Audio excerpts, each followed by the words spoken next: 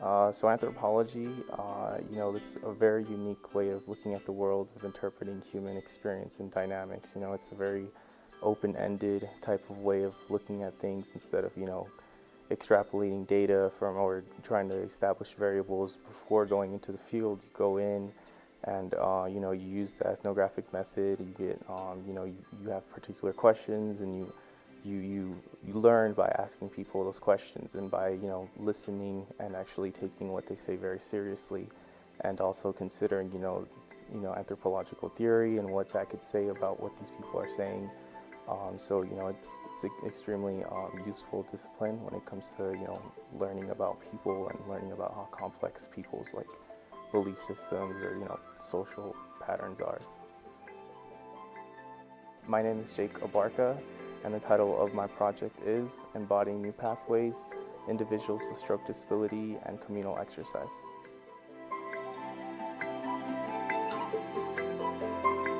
I was working with an occupational therapist with people who had just survived stroke and they were suffering from disability, and I've been interested in doing some form of therapy for people with disability.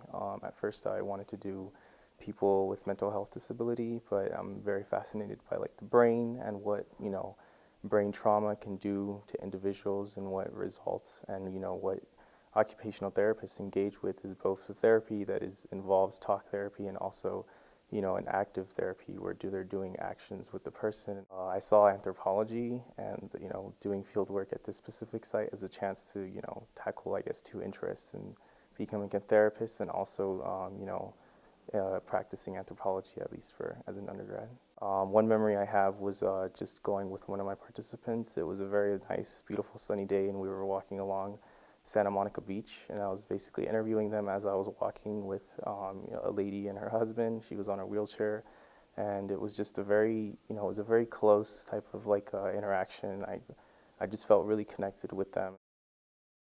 The Lemelson program really exposed me to doing independent-based research, which requires a lot of self-motivation, a lot of self-drive, and also, you have to really not be afraid to go to someone and express your ideas, even if you think your ideas aren't exactly correct. I feel like it really got me good at kind of being a concise writer, being someone who could speak a little more confidently than before, and just someone who can do research a lot better. And for the next cohort, I would definitely suggest to not be afraid to ever change anything significant in their research.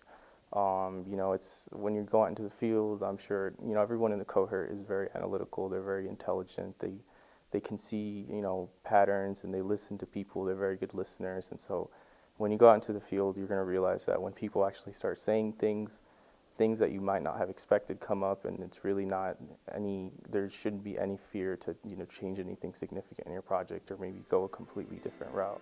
Honestly, in general, I would say to just enjoy the process. It's a very fun and rewarding experience to just be with people and really get to know them and get close with them and listen to their stories.